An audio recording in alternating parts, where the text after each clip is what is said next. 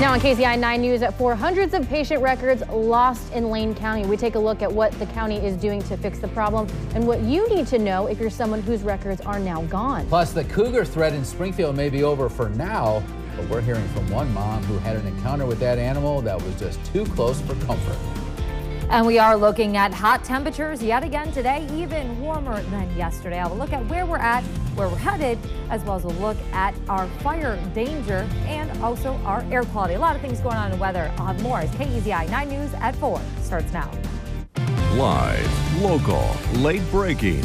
This is KEZI 9 News at 4. We begin tonight with Fire Watch. The weather is prompting more fire restrictions, and now we're learning you can't fly drones in some areas. Thank you for joining us. I'm China Green. And I'm Bob Shaper. We have team coverage tonight. KEZI 9 News reporter Tyler Jones is live at the Bureau of Land Management office in Roseburg to explain why officials are asking everybody to stop flying drones. Yeah, but first let's go to Chief Meteorologist Marissa Walzen live in the Storm Tracker 9 Weather Center. She's been monitoring the weather conditions all week. What is the latest, Marissa? Well, Bob, in China, it is another hot day across western Oregon. The heat definitely playing a factor in drying things out. And here's a look at our current temperatures. We are looking at temperatures at this moment in the mid to upper 90s and even 100 degrees in Roseburg. We are about a degree or two warmer than we were this time yesterday. And we're not at our highest temperatures of the day. We usually see our warmest temperature between the 5 and the 6 o'clock hour this time of year. So we do have a chance to still warm a few more degrees. And again, a lot of heat inland, cooler though along the coast. But we're also watching the winds. Winds have been a concern over the past few days, but luckily most of the strong winds have stayed right along the coastline where we have had gusts close to 20 and 25 miles per hour. But you can see it is a little bit windy here through the Willamette Valley down through the Umpqua Basin. But most of us are getting winds from the northwest, which is helping air quality and keeping it pretty good for us here in Western Oregon. Right now we are looking at air quality in the good to moderate range tonight, but we do still have an air quality alert in place for portions of the Umpqua Basin or Douglas County, and that goes until tomorrow morning. And we also still have the heat advisory in place until tomorrow evening, as we'll see some relief from the heat overnight before it gets hot again for your Thursday. I'll have a closer look at your forecast and where our temperatures are headed coming up in just a bit. Bob and China. All right, Marissa, thanks. Now, with all the wildfires popping up all across Oregon, it may seem like a great opportunity for recreational drone owners to use them to get some pretty cool footage of the fires. Right, but you need to think twice before you do that. KEZI 9 News reporter Tyler Jones is live in Roseburg right now to show us why Forest Service agencies say flying those drones near fires could be deadly. Bob, China, officials tell me there have been at least 14 times this season where drones have flown into wildfire airspace, forcing the air crews to stay grounded. Now, the Bureau of Land Management and other Forest Service agencies are emphasizing to the public that recreational drone use near these fires could be deadly. Officials say that this tends to happen not only with the large fires, but the smaller fires as well. They say when drones fly into their airspace, air crews have to ground their helicopters and planes to avoid any potential collisions. The public is being asked to keep their drones on the ground no matter what. You know, a lot of times people think about, drones on the larger fires. If there's a lot of aircraft on those, it's always visible and everything. But even their smaller fires are an issue for drones because we have a lot of aviation even go to those small initial attack fires. We'll have, 2 to 3 helicopters and an airplane responding to about every fire we have. If you're wanting to fly a drone in your area and aren't sure if you're near any restricted airspace, we have a link to the current air restrictions on our website at KEZI.com. And just so you know, if your drone does interfere with these air operations, it could result in fines up to a couple $1,000s. Live in Roseburg, Tyler Jones, KEZI 9 News. All right, Tyler, some good information there. Well, a heads up to people planning to hit parks in Lane County. As of today, there is now an open flame and fire restriction. That means no campfires, warming fires, cooking fires, ceremonial fires, or anything that emits a spark. The county says you can still use cooking stoves with valves. Also, some coastal parks are not included in the restrictions, so make sure you check before you go. And now to Southern Oregon, where Governor Kate Brown is expected to visit the Garner Complex in Jackson and the Josephine counties. Overnight, the fire grew more than 2,000 acres. It's now at nearly 20,000 acres and only 18% contained right now. According to ODF, the complex is threatening around 1,300 buildings. Several homes remain under level 3 evacuations. Meanwhile, the Oregon Public Safety Academy is set to train 200 members of the Oregon National Guard for firefighting duties. This training is often known as Red Card and consists of both classroom and hands-on sessions. This comes from an agreement with the Oregon Department of Forestry, which is known as Operation Smoky. KZI 9 News, of course, is going to continue to cover the 2018 wildfire season throughout the summer and beyond. For the very latest, always visit our website, kzi.com, and don't forget, follow us on Facebook and Twitter. And we have an update on that Springfield cougar. The family first spotted the animal in their backyard. They're speaking out, saying they feared for their safety, and police were right to put the animal down. The cougar was shot and killed by Springfield police yesterday afternoon. And KZI 9 News reporter Michael Severin is live in Springfield. He spoke with that family. And Michael, what did they see? China, a 12-year-old boy and his 17-year-old sister were right by this pool yesterday afternoon when they saw a cougar on that fence right over there. Now, the mom says that it's sad that police had to kill that cougar, but she feels it was the right thing to do. Now, Jennifer Easton tells me her kids only saw the cougar in their backyard for a minute, but were terrified the whole time. She says Springfield police arrived just minutes after she called the non-emergency line. She and others told kids in the area to get inside and lock up their pets. Police ended up shooting the cougar in a nearby property. It was very scary because it could have ended very bad for one or both of my kids or anybody in the neighborhood for that matter. So we're very fortunate that animal control came out and took care of it. It was a sad ending for the cougar, but it was the best one I feel for our neighborhood. Some neighbors are upset the animal wasn't tranquilized and relocated, but biologists with Oregon Fish and Wildlife say that wasn't an option. They say cougars are extremely territorial, making them hard to put back in the wilderness. On top of that, tranquilizers can take minutes to take effect and sometimes not work at all. ODFW says a drugged animal can even be more dangerous and create a larger public risk. Now, coming up at 5, hear from that 12-year-old boy and how he reacted to seeing that cougar. Reporting live in Springfield, I'm Michael Severin, KEZI 9 News. Michael, thank you very much. Now to a disturbing story out of Lane County, where the health department says it's scrambling to find the lost medical records of more than 700 patients. The information in those records includes names, social security numbers, medical histories, and contact information. Now, in late September, the 715 patients' records were transferred to a document storage facility. On June 19th, staff couldn't find the records at that new facility. Almost a month of searching turned up nothing. So on July 17th, the officials labeled those records lost. And just yesterday, they sent a letter to patients telling them what happened. Now, those records were stored in 49 boxes, just like the one you see here.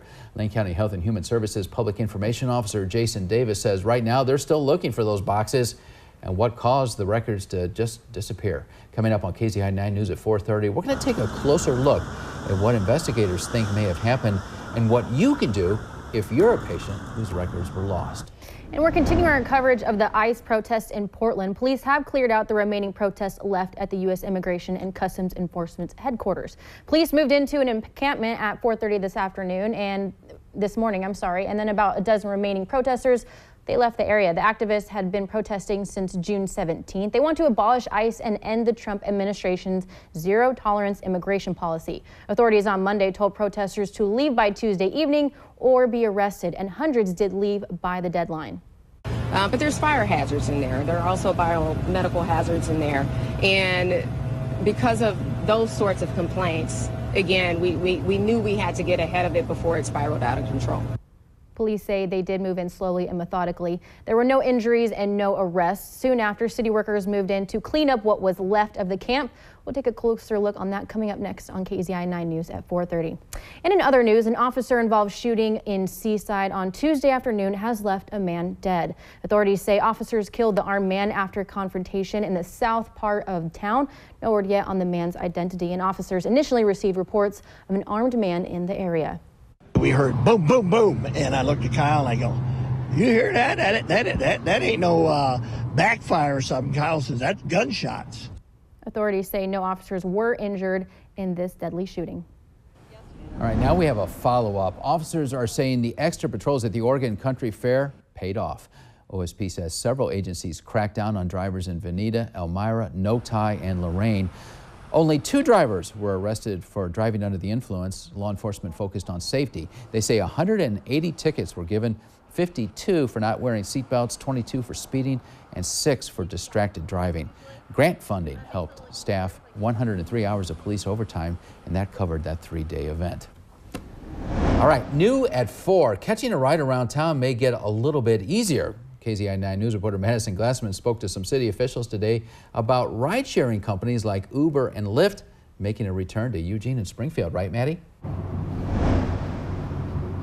That's right, Bob. The city of Eugene is now accepting applications for ride-sharing companies like Uber and Lyft to start operating again in Eugene and Springfield. And it could be just in time for football season. The process is going to go a little bit something like this. Uber and Lyft will submit an online application, send it to city officials who say they are more than happy to accept it. Once approved by Uber and Lyft, drivers will have to go through a background check through the Eugene Police Department and earn a certification. And then they'll be on their way. The president and CEO of the Eugene Chamber of Commerce says she's excited for Uber and Lyft to help the community thrive.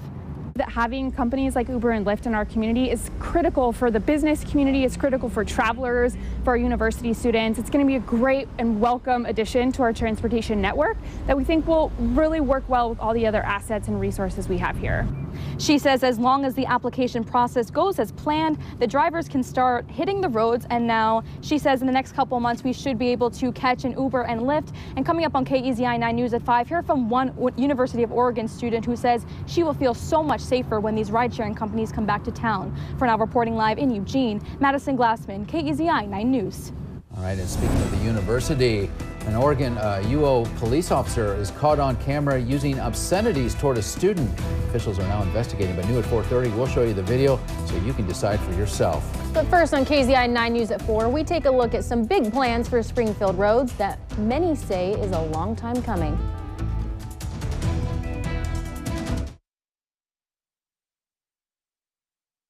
Live, local, late breaking. This is KEZI 9 News at 4 with China Green, Bob Schaefer, and Chief Meteorologist Marissa Walzen. Well, Springfield is looking at a slow summer for some road work this year, and that's because they say they have some big things planned ahead. And it all starts with a proposed bond measure that's coming up in November. KZI 9 News reporter Macy Highland met up with city officials today. She joins us live in the studio to talk a little bit about the city's plans, right? Yeah, that's right, Bob. I'm trying to take a look at this map here behind me. Now, those numbered spots, those 8 numbered spots are for sure projects if this bond measure gets approved. And then those blue ones are probably going to happen unless those 8 projects go over budget. Now, the Springfield City Council has approved a $10 million bond to be put on the upcoming November ballot. With that money spacing out along 5 years, the projects would begin in summer of 2019. This would include pavement preservation, upgrades, and repairs to streets around town, like Olympic Street, Thurston Road, 42nd Street, and more. One man I spoke with says he drives on 42nd Street all the time, and it is definitely in need of some maintenance. It causes interruptions in traffic because everybody has to try to slow down so they don't bottom their car out. There's been no work done on this road for years as far as I've seen. I've been here all my life. City staff says there just hasn't been the funds in the last few years to do this kind of road repair. And that's why this summer there are just a few small projects going on. One of them you might notice is some overlay and pavement preservation in the downtown Springfield area. Now, the bond money to fund these projects would come from you, the residents, and it would come in the form of a property tax. Now, Macy, these are minor pavement projects. Why is it so important to do them now? Well, I actually did talk to city staff about that, and I'm going to let you guys know more about that coming up on KZI 9 News at 5. It's called a tease. All right, thanks, Macy. Well, speaking of roads, we do have an accident we're looking at on Highway 99 near Irving Road here, causing some slower traffic working your way farther to the south. Again, it is on Highway 99 on the southbound side, so allow some extra time if you're headed through that area, even if you're traveling to the north. We're also looking at some slower traffic along I-5 just before the exit as you work your way into Corvallis or Lebanon. You can see that slower traffic there. So if your plans take you north this evening, also allow some extra time. I'll have a close look at your forecast and what you can expect for your morning commute all the way through the final few days of the work week coming up next. Now, Storm Tracker 9 weather with Chief Meteorologist Marissa Wolzen. Well, right now we are looking at mostly clear skies, even along the coast. Here is a live look from Florence. We're looking out towards Old Town there on the left. A little bit farther to the northwest, though, where you follow the jetty out towards the ocean. There are still, yes, some marine clouds, but it's definitely clearer than what we've had over the past few days.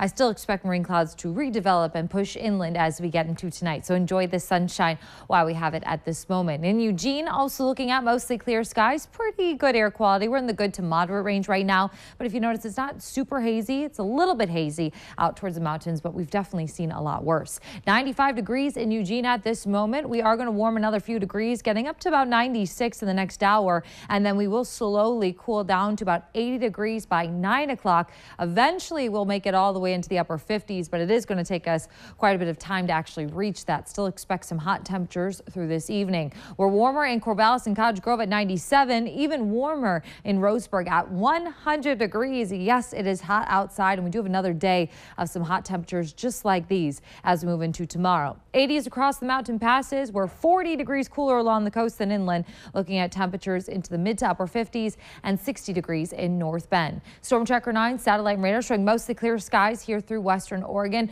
Marine clouds again are just offshore. They will push back in as we move into tonight, and you can see it here on Storm Tracker 9 Stormcast. We'll start things off tonight at 5 and actually fast forward all the way through 6 o'clock in the morning, because the only changes we are going to see are the marine clouds inland. We're still going to look at mostly clear skies to start your Thursday. Lunchtime, though, the marine clouds will push just back offshore. We'll keep it sunny right along the coastline and then farther inland. And then as we head through the afternoon, we'll still keep the sunshine. Then through the evening, though, marine clouds will push back on shore. So that cycle continues through the coast. Inland will still keep it nice and sunny. The coast tomorrow, highs will be back into the mid 60s by the afternoon. Clouds in the morning and then sunshine for the afternoon. Warmest temperatures along the coast, though, happen around about 1 o'clock or so. So different than inland, where our warmest temperatures don't happen until about 5 or 6 o'clock. It's going to be breezy. Winds will be out of the northwest 10 to 15, gusts around about 25 miles an hour. The Umpqua Basin, expect your highs near 100 degrees tomorrow. Still a few areas of smoke, but so far air quality has remained pretty good over the last few days. Cascades, expect low 90s in the foothills. Across the mountain passes, low 80s. And finally for the Willamette Valley tomorrow, looking at mid to upper 90s again. One more day of these hot temperatures, and then we'll start to taper off just a bit as we head into the weekend. The coast, though, you're guaranteed to keep it cool. Low 60s for the high temperatures. Lows will be into the mid 50s. For the Umpqua Basin, again, 100 tomorrow. Then we'll take a couple steps back. Mid 90s Friday through Sunday, then 90 degrees and upper 80s as we head into next week. So again, tomorrow will be the last day of the very hot temperatures. Cascade passes a mix of 70s and 80s over the next few days, but still looking at 7 days of sunshine. And finally for the Willamette Valley, mid 90s for one more day, then low 90s Friday through Sunday, then mid to upper 80s Monday through the foreseeable future. It looks like the mid to upper 80s, excuse me, may stick around for all week next week, which would be really nice. Yeah, that would be wonderful. Thank you, Marissa. All right, here's some good/bad news. While millions of Americans are hoping to become an instant millionaire like me and Bob, in the end, just one ticket won the jackpot. And last night, the Mega Millions jackpot climbed to $522 million, and someone in California became a multimillionaire overnight. We know that the single ticket was bought at this store you see here on your screen in San Jose, and it's just the 5th largest Mega Millions jackpot in history. But after taxes, it breaks down to just, only $308 million in cash. And it's really exciting. I'm so happy for the person who won the lottery here, and I'm happy for us too, the employees and everybody, that we were the lucky store to issue a ticket which is a winning ticket. Gotcha. It's really exciting. I feel like he's kind of bitter that he didn't just buy it himself, but we'll talk about that later. But other tickets won smaller that were won, they're relatively, small, and include about $1 million each, or, 2 are worth $3 million. So I think I can handle that. Yeah, I mean, Fourth place is great place. I'd be thrilled if I found a 20 on the sidewalk, honestly. All right, a big Susan G. Komen event this weekend in Washington State was canceled because of a public health risk. We're talking about blue-green algae. Why didn't the public know about it? We'll tell you coming up next on KZI 9 News at 4.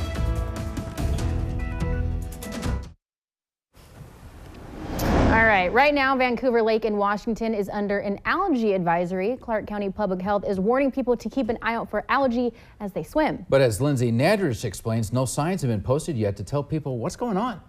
These caution signs will soon be posted along the swim beach at Vancouver Lake. Clark County Public Health is warning of blue-green algae in the water that can produce toxins. But the thing about these blooms is one day you can have a negative toxin and the next, hours later or the next day, it can become positive. So we want people to stay away. Staff tested the water yesterday for toxins, but it takes 72 hours for those test results to come back. For now, people are warned not to swim in areas where you can see the algae. Although algae wasn't found directly at the swim beach, some parents aren't taking any chances. I did some research on myself, and I just decided for my family, it's not worth the risk. We'll probably make sure they don't swim too far deep in the water. Two families I spoke with decided to leave altogether after learning of the algae advisory. We decided we'll just go ahead and head home and try to stay cool a different way for now. While others say they plan to keep swimming until test results come back. If it's a poisonous algae or something like that, maybe that's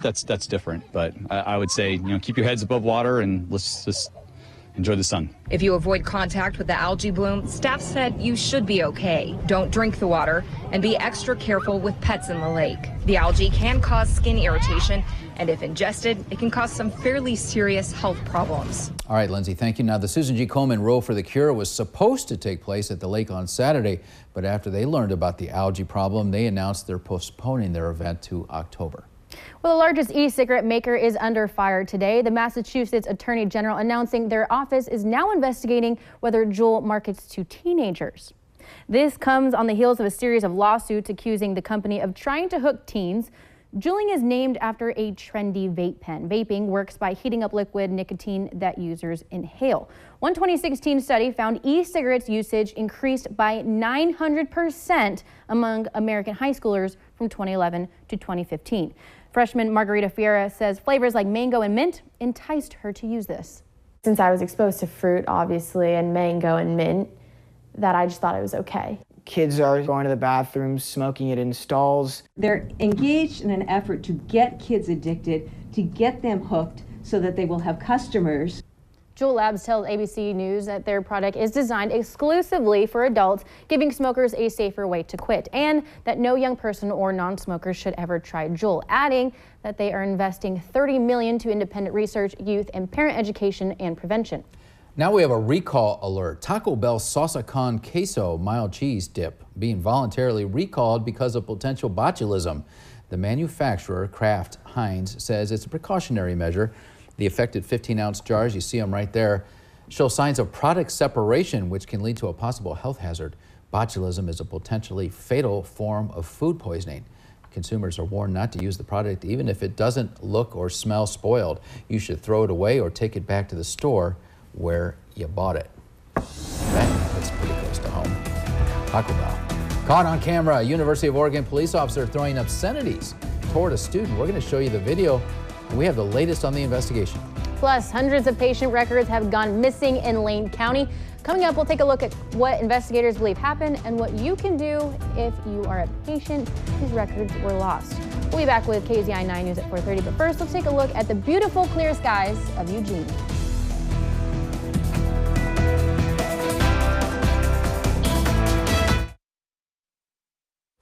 Live, local, late breaking.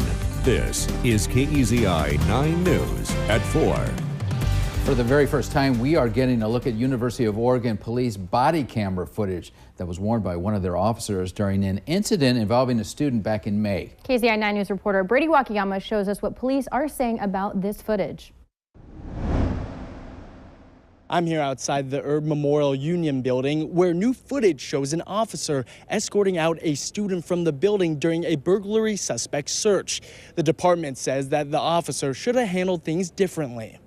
Come on, let's go, man. Seriously, enough now. We need to go. This is video from May 12th of the officer clearing the EMU of people before police started their canine search unit for a burglary suspect that they thought might have ran into the building. UOPD say the student in the video was a member of KWVA radio station located on the bottom floor of the EMU. They say the student was not the suspect or confused of being the suspect. And the officer did tell the man that he wasn't in trouble and apologized for his initial tone during their first interaction. After some UO community leaders voiced their concerns about the officer's behavior, UOPD conducted an internal investigation that determined there was no violation of law or policy. But they do apologize for the officer's initial behavior. I showed one student the footage. He thought the officer should have approached the situation differently, but says he was just doing his job. I mean, the officer probably should have led with, there's a suspect, on the loose, and maybe we should get out of here. Other than that, it doesn't seem that bad. It's just the order of the commands, I guess. UOPD say they have arranged a training with their staff and the radio station staff to ensure officers understand and can accommodate the broadcasting law requirements under which the radio station staff operate. UOPD wants to apologize to the student again and hopes this can be seen as a learning experience. Reporting in Eugene, Brady Wakayama, KZI 9 News. All right, Brady, thanks. Well, right now, Lane County health officials are searching for hundreds of lost medical records. And this was breaking news on KZI 9 News at 5 this morning. That's right. KZI 9 News anchor Brian Anderson sat down with Health and Human Services to find out what happened to these missing documents. This is sort of the lifeblood of a lot of people. Names, social security numbers, medical histories, addresses, and contact information. One record loss is a massive loss for us. Losing 715 patients' medical records is a first for Lane County Health and Human Services. It has not happened, no. The last thing those folks need to worry about is their privacy or entrusting us with their privacy. And so when something like this happens, it's a real big setback for us. 49 boxes worth tens of thousands of pages. Last fall, the Charlton Clinic was under renovation, so county officials say the records were moved to a temporary document storage facility. June 19th, county staff realized those documents were gone. They officially labeled them lost July 17th. This is something that, regardless of who exactly did what, this is on all of us. County health investigators think the records were mistakenly destroyed, but they haven't been able to prove that yet. Letters were mailed to affected patients July 24th. What's most important going forward is this never happening again, and whatever steps are necessary to ensure that, we're going to take. Reporting in Lane County, Brian Anderson, KEZI 9 News. All right, Brian, thank you. County officials have set up a 1-800 number if you have any questions about these missing medical records. They've also set up a website to update the investigation. All of that information, of course, is available on our website, kzi.com. Marissa? Now, your first forecast with Chief Meteorologist Marissa Walzen. Well, we are looking at some hot temperatures here in the inland areas of Western Oregon. Well, how hot? Our temperatures are about a degree or two warmer than yesterday, which puts us in the mid to upper 90s from Corvallis down to Cottage Grove and 100 degrees in Roseburg. Not record setting, but we could warm up a couple more degrees as we move closer to 5 o'clock and 6 o'clock this evening. Along the coast, keeping it much cooler. We are looking at the mid to upper 50s and even 60 degrees at this moment. But back to the heat inland again. It is definitely hot. We do still have the heat advisory through tomorrow evening for the Willamette Valley, and we are going to see some relief from the heat overnight, eventually falling into the 50s, but hot temperatures will be back tomorrow. So some reminders again in the hot temperatures. Never leave a pet or kid in a car, please, please. We've been good so far, knock on wood. As we head into days like today and also times like right now, stay hydrated, limit time outside, especially during the hottest part of the day between about 4 and 6 o'clock through the evening. Wear loose and light colored clothing, and also check on your elderly neighbors and children playing outside. They have a harder time dealing with the heat and regulating their body temperatures. As you take a look though, luckily we are dealing with pretty good air quality as our winds are still mainly out of the northwest. So air quality at this moment still in the good to moderate range at this moment. I'll have a closer look at your forecast and what you can expect as we move throughout the rest of this week. Coming up in just a bit. Bob and China. All right, Marissa, thanks. Well, back now with our continuing coverage of the Occupy ICE protest in Portland. The police have moved in and protesters have moved out. Early this morning, Portland police began clearing the encampment that formed right next to the Immigration and Customs Enforcement building. They've been there for about 5 weeks, protesting the president's immigration policies and calling for ICE to be abolished. Some people in the camp say it could have been handled better, but police are painting a different picture. They slowly, methodically walked through the camp, along with our loudspeaker, directed people to leave the camp. They came in immediately with a militancy and an aggression that was absolutely uncalled for. They were hitting people with batons, yelling, move, move, move. A small scuffle even broke out when a bystander was apparently aggressive with protesters, but most of the campers were out by the time officers arrived this morning. Now, police say over the last 5 weeks or so, they got 76 calls for service at that camp, and the conditions inside were a safety hazard. Tim Gordon shows us what cleanup crews have to dealing with now. Right on time, cleanup crews arrived. They've got experience cleaning up camps in the Portland area, and workers got right to it, starting on the compound's north wall. Earlier this morning, police let us in to see what was left behind by campers. Tarps and tents and a whole lot more everywhere. Portland Police Chief Danielle Outlaw got a good look too, confirming why she felt they had to act for safety. But there's fire hazards in there. There are also biomedical hazards in there. And because of those sorts of complaints, again, we knew we had to get ahead of it before it spiraled out of control. From Sky 8, you can see cleanup crews filling trucks with debris. The things that seem to be of value will be held for campers to claim if they want. But a lot of this is going to the dump. John Christensen lives nearby. He's pleased to see it end. It's time for it to happen. You know, you can sympathize with the ideals of the protesters, but I just think that this thing has turned into basically a homeless camp. 5 weeks is like, it's kind of like, ooh, what's this? For more than a month, Rene Vivantes has been walking through the camp when he could to get to work. Although campers didn't give him much trouble, he is also relieved to see it end. Well, it's good because it's feel comfortable now. And because before you don't know what they will do if something happened, that there will be a riot or there will be a trouble or they will do something. This work will be paid for by the city and TriMet. They are part owners of the property. Mayor Wheeler was asked about a time frame for the cleanup and the price tag. He said he didn't think it would take very long or cost very much.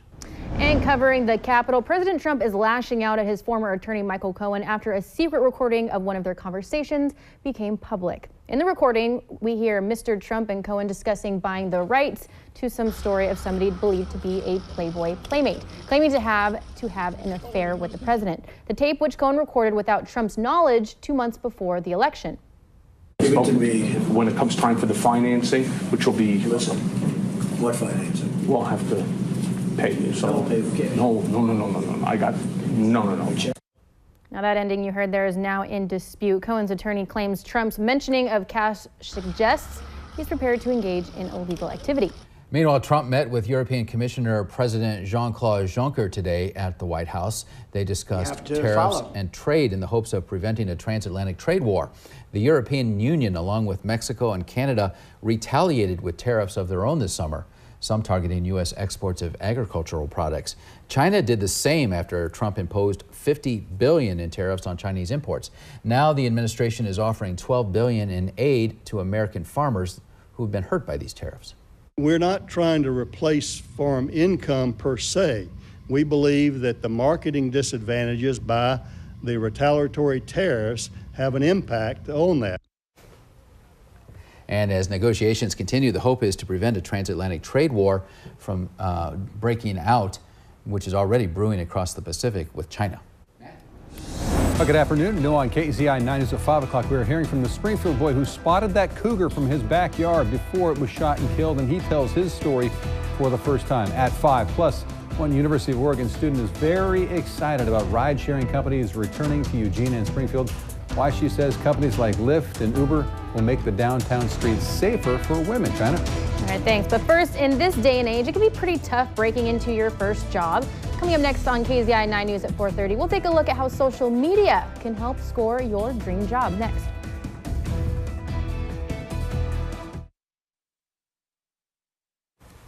Well, ahead of National Intern Day, which is tomorrow, we're taking a look at some ways that can help you break into the industry of your dreams, like journalism. That's right. ABC's Rebecca Jarvis went right to LinkedIn headquarters to get some advice and shows us some of their tips.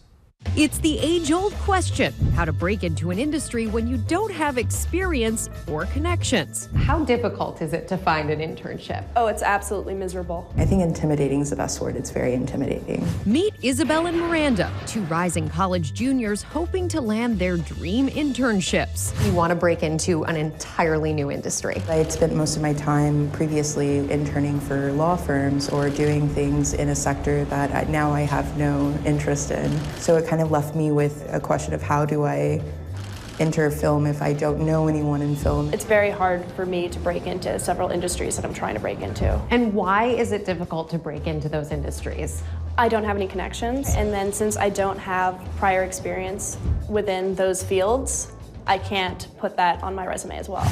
So we brought in LinkedIn career expert Claire Decembral to give them a profile makeover and some much needed advice. I think a lot of people look at internships as, who do my parents know? Who do my friends' parents know? What do you do if you're not connected? Find ways to make those connections. One, tap your career center at your college or university. Reach out to people that have the type of roles that you might be interested in one day and just do an informational interview with them. Miranda is looking for an internship in the film industry, but potential employers might not know that. To take advantage of the headline and the summary. The headline is prime real estate. It's an opportunity for you to demonstrate what you're looking for. Additionally, your summary, think about that as your elevator pitch. LinkedIn recommends a summary have at least 40 words to attract hiring managers. It's a great way to demonstrate and summarize who you are as a professional and who you want to be and what experience you have. Now for Isabel's profile. She's missing a few key details. You have incredible experience.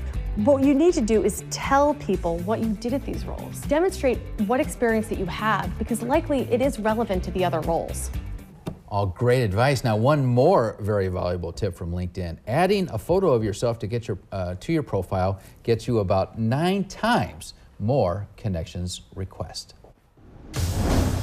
Live Traffic 9 update on this Wednesday evening. The traffic accident that we had earlier on Highway 99 has cleared, so you can see traffic moving a little bit better, but of course slower as you're working your way towards downtown Eugene. Can't quite say the same though along I-5 moving north. You can see that slower traffic just before you get on that exit going to Corvallis or over towards Lebanon or even Tangent there. So allow some extra time as you're traveling your way north through Albany. Some of our usual slowdowns here, especially coming into the city from the south or getting out of the city traveling to the north. I'll have a closer look at your forecast and what you can expect for Thursday and Friday, and a look ahead of the weekend next.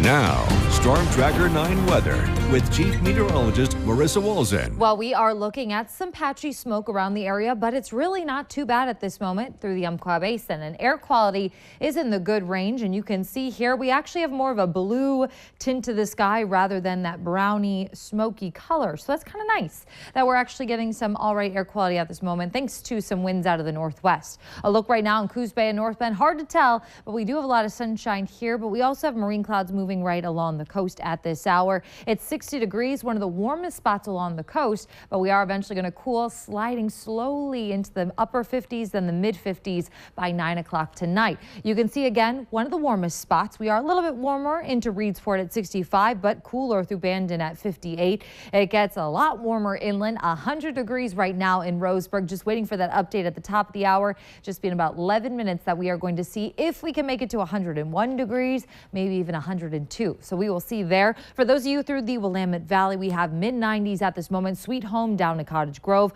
also through Eugene, Monroe, Corvallis, and Albany. Everyone in the mid to upper 90s at this moment, and about 40 degrees cooler. Yes, just about 60 miles difference here. We're looking at mid to upper 50s. So if you want to escape the heat, head to the coast. It is much cooler there. We also have marine clouds, though, right along the coast at this moment. We're mostly clear inland, and as we move into tonight, marine clouds are going to push back farther inland along the coastline. Right now, they're hovering right along the coast itself, but you can see by the time we get all the way into early tomorrow morning, they do push just up to the Coast Range crest. Inland, we'll keep it mostly clear, and we'll keep the clear skies through lunchtime inland.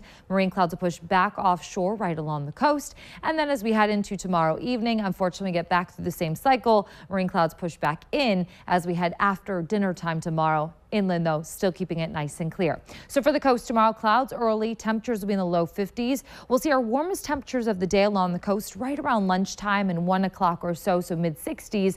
And then we'll actually cool as we head through the rest of the day. It's going to be breezy again tomorrow. Winds be out of the northwest with gusts around about 25 miles an hour.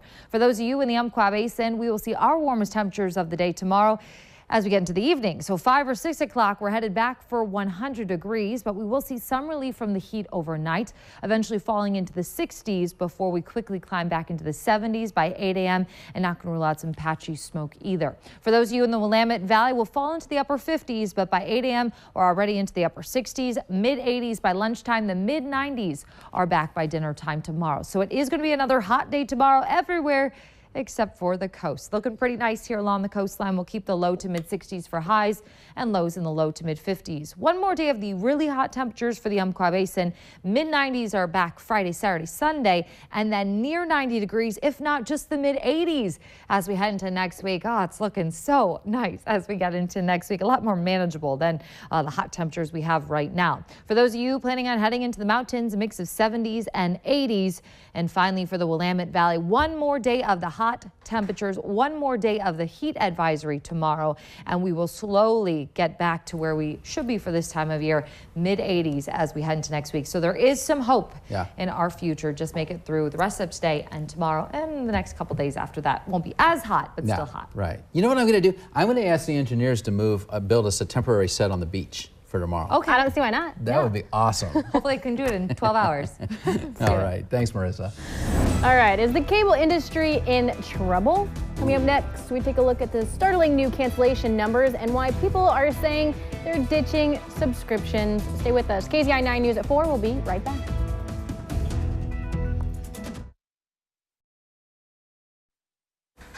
Well, Variety magazine reports that by the end of the year, a massive number of people will have ditched traditional cable and satellite TV. The number of consumers canceling those services in 2018 and not subscribing will rise to 33 million adults. That's according to estimates from the research firm eMarketer. At the same time, a growing number of consumers are signing up for internet-based video services like Netflix, Amazon, Prime Video, Hulu, and HBO Now. The biggest factor for the increase in the cord cutting, it appears to be, it's the price. Well, that does it for us here on KZI 9 News at 4. Thank you for joining us. Yeah, coming up next on KZI 9 News at 5, we're hearing from that Springfield boy who spotted the cougar from his backyard before that animal was shot and killed. He tells his scary story for the very first time.